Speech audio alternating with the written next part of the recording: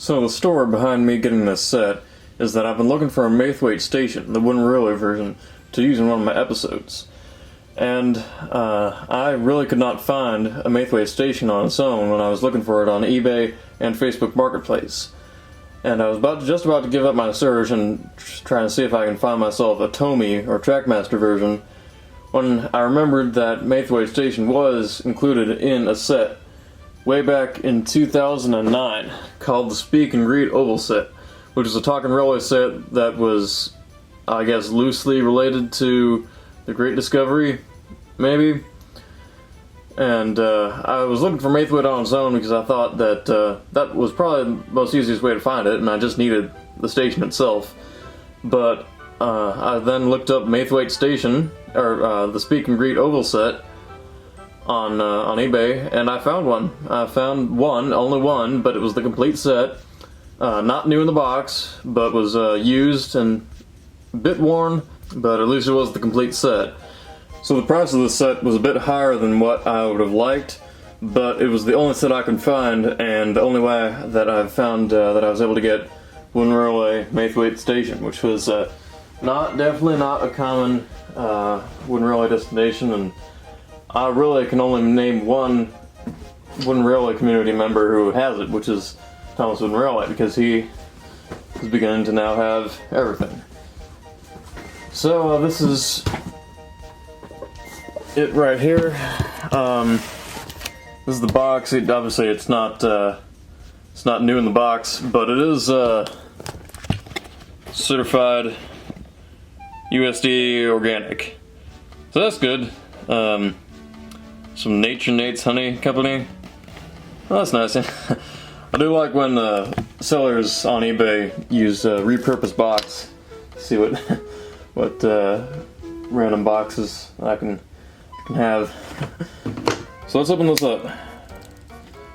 I know I did order another item off of eBay at the same time that I ordered this one, so I believe that this is the set.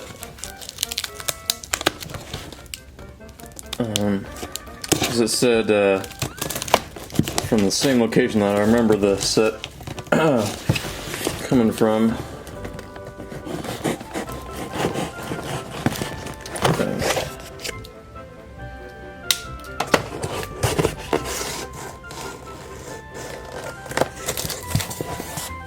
Yep, here it is. Whoa. Things are spilling out. Alright then. First we have Talking Railway Thomas. He's off-centered. I think, is he? Seems kind of off-centered to me.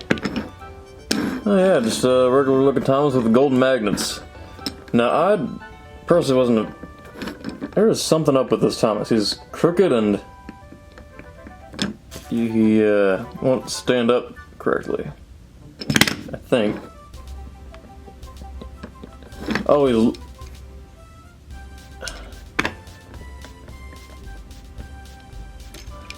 don't know what's up with it. But I wasn't really a fan of the golden magnets, the Talking Railway items, when they first came out in 2009. Yeah, 2009 they came out. When I saw them in the stores, I thought they were just kind of a waste, is what I thought, and I'd never had any desire to pick up any of the Talking Railway items, and I couldn't understand even how they worked. They're just not an interest of mine. I didn't like the look of the gold magnets. They don't bother me as much as they used to, but they're still. I still prefer just the black and magnet colored, the silver ones, because they're a lot less noticeable. And they just look like the ends of batteries now. But here's Stanley. Also, seems off-centered. I don't know what it is, but there's just took Stanley out of his wrapping off screen. I'll just should look at the camera more. Percy, is this a... I feel like some Percy faces are different depending on which year you get him from, even though he's technically the same version. I know some of his faces look slightly different because of, you know, eyebrow placing, and I almost feel like the color is a bit darker than a lot of the Percys that I have. Bottoms. Oh my goodness. I don't know if you can see that, but maybe I don't want to show that. There's a bunch of hair tied up around his wheel. I don't know if that just kind of slipped by the seller's examination of the products before they shipped it, or the seller just didn't care that there was a bunch of hair tied around the axle. I've never had that happen. I've never seen that before from an eBay order. That's pretend we didn't see that. Here's bottom of these engines are name in gold, and a Thomas looking engine giving off a Wi-Fi signal, and a red serial number. So I can get why they might want to put the names in gold to just make it more special and exclusive, but why they had to change the serial number to red, I'm sure of.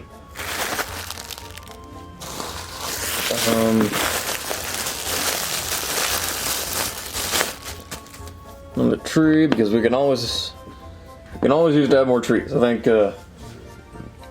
any wooden railway collector, or especially one like me who builds sets for series, will know that trees definitely essential. All this is packed into one. Oh, there's all the track. There's all the track. There's a bunch of curve track. Thanks, Learn Curve. That's just what we needed. No, I'm actually very privileged to have a bunch of straight track that I've gotten through various lots on eBay. I've not found myself having a problem with running out of straight track in a while. So I guess I'm just blessed. And here we have our more track. More long curve track. Yep. Funny enough, you need a lot more short curve track than long curve track. I've noticed. You just have so much more long track left over. Here's what I bought this set for, which is the Maithwaite station itself. Yeah, it's anyway, it looks better than I'd seen on the pictures. But yeah, that's it's Maithwaite, and you know, not much more I can say. It is just a repaint of Great Waterston Station, which I actually got right here. Oh, look at that.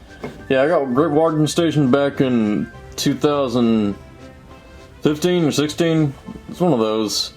I think it was 2015. Maybe it was. Maybe it was 2016. One of those years. But I got that, and I also got the footbridge, Great Waterston footbridge. You've seen them in some other ones of my videos, but yeah, those. I didn't get these were released in a set, but I didn't get the other set pieces that came with it, such as Morgan's Mine, and that was basically Wooden Railway's biggest Great Discovery set, aside from the Race to the Wharf set. But yeah, this is just a repaint of Great Waterton, which Great Waterton still maybe I need to prop the camera up because it's not focusing as well as I like it to. There we go. Get the stuff out of the way, get the box out. First, I mean, I would naturally think that Great Waterton Station was made as a repaint of Maithwaite. But that's obviously not the case. As you can tell that Great Waterton Station was designed to look like the station from the show. And Maithwaite still kind of looks like Maithwaite, but you can definitely tell it's not in focus. This is not what it is. That should be good. But you can obviously tell that Maithwaite is designed in the same style as Great Waterton. And they needed well, I don't know what the motive was behind the speak and greet oval set, but they definitely needed they needed a station to go with it, and they said, what I think happened is they said, Great Waterton looks like Maithwaite Station, so we can just take some Great Watertons that we have and repaint them as Maithwaite. And yeah, it still kind of works. Kind of looks like Maithwaite. It's a pass. It's a pass in my book. They've done that things like that before when they just took Ellsbridge Station and repurposed it to be Shannontown Station, even though Shannontown Station's a totally different shape than Ellsbridge Station. See on the side, you got some detail about there's a letterbox. There, yeah, now it's in focus. Notice that Maithwaite has it has some unique shaped windows. Some doves, I think. Dove is looking at the schedule, wants to take a train for some reason. I like the green detail, it's good contrast with the tan bricks. And the bicycle, that same bicycle, that copy and paste bicycle that they use on how many different destinations? I know they use it on the all aboard station, which was the Ellsbridge all aboard station. But they use it here. Yep. Oh no. For some reason I thought they used it on Great Waterton as well. On the front, they've got a luggage trolley, which is the same luggage trolley design, but just flipped around with some different luggage on that. I like that they actually changed around the luggage. Flower pot, yeah, nice. And I counted 4 dove birds on Maithwaite. For some reason they wanted to put, there's 1 up there, 2, 3, 4, 4 doves on Maithwaite, and no birds on Great Waterton. Well, whatever contributed to that decision, it's beyond me. Beyond me is. Oh well, I've added out of the box to this song and I haven't even tried it out. So I don't believe there's any batteries in it. I don't think. Let's try putting an engine over it. Thomas, you are a splendid engine. Alright, so it works with that, but I would think if you do that, it would also do its thing. Well, that's about enough for the summary of the items, so let's put this set together now. And here it is, the Speak and Greet oval set.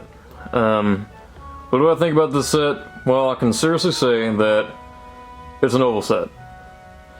It's an oval set, so with 3 characters and a station.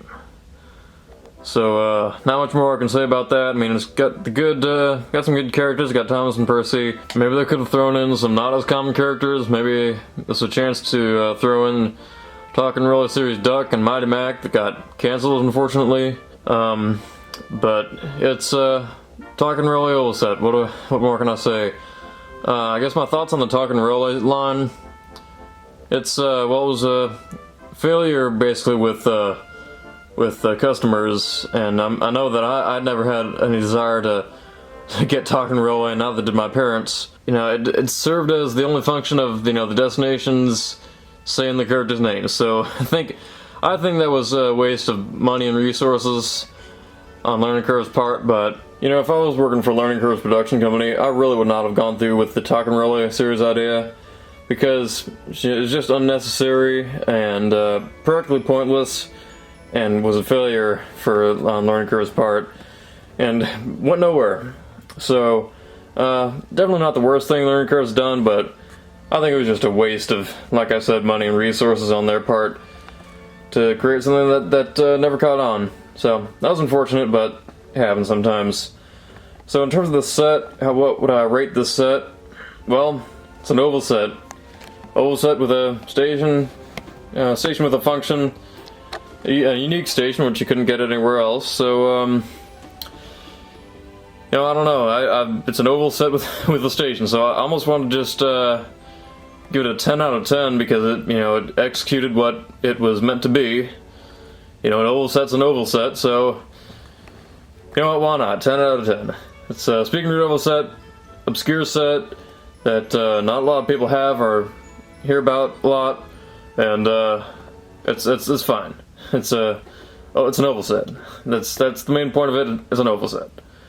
So that's my rating for that. Also, I just remembered that I was reminding me that I forgot to give a rating for the Ice Cream Factory, which was from my last unboxing. So now I know it might be a bit strange, but I just remembered now that I forgot to give her this one a rating in my last video, which was my unboxing of this destination. So I'm going to give it a 7 out of 10.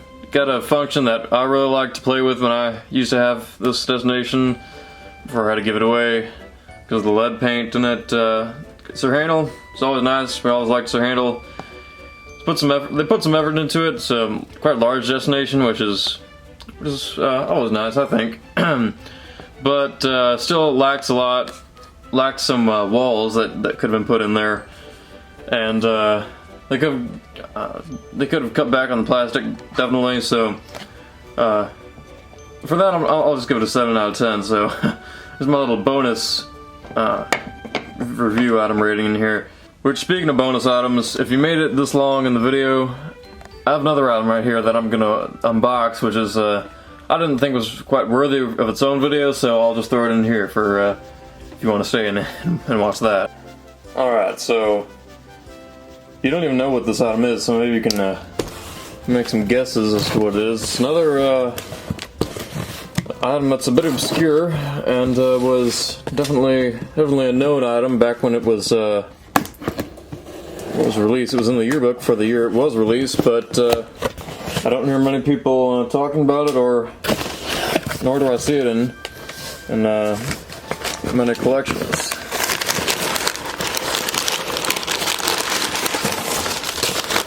Rarely see brown packing tape.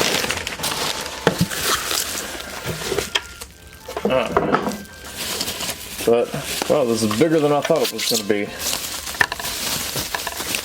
This is the 2011 Fuel Depot.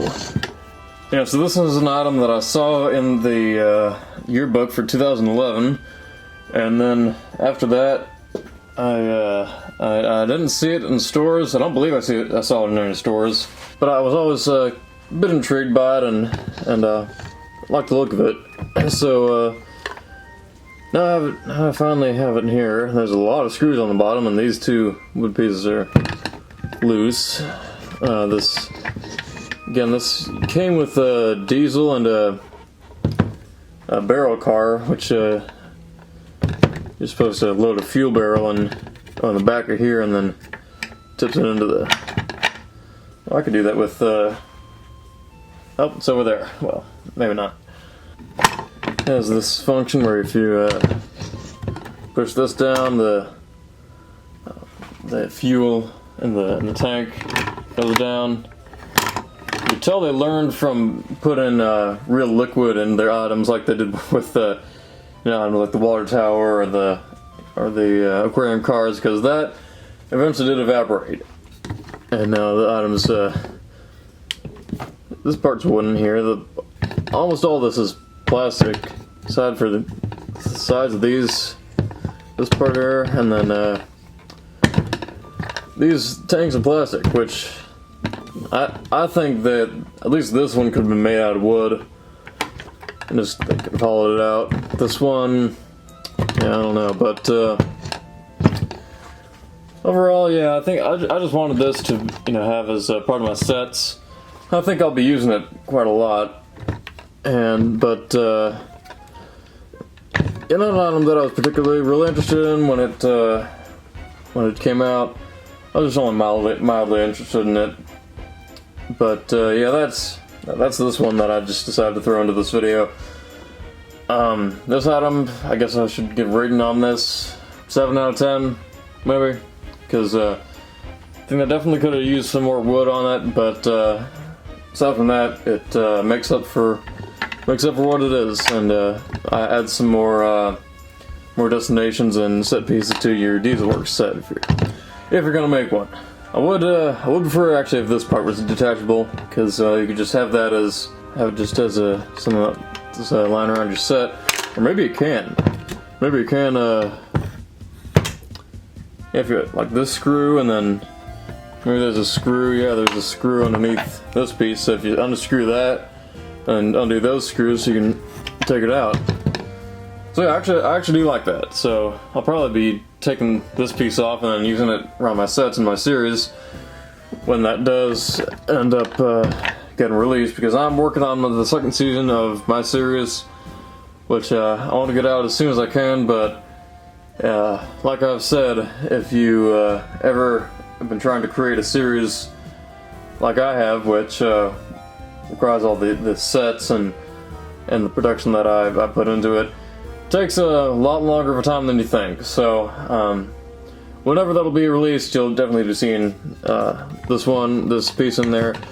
Also Maithwaite, because I got Maithwaite specifically for one of the episodes in my series. Well, I hope you enjoyed my video of unboxing these two items. Well, most particularly the Maithwaite, the Speed and Grid Oval set, which I thought was unique enough of a set and obscure enough of one, which was Stanley, go slowly past the station. I forgot it was going to do that, which is I thought was worthy of its own unboxing and a miniature review of it. But so I do have two new videos coming on the way. One of them's Thomas Wooden Railroad related, and another one is real life railroad related.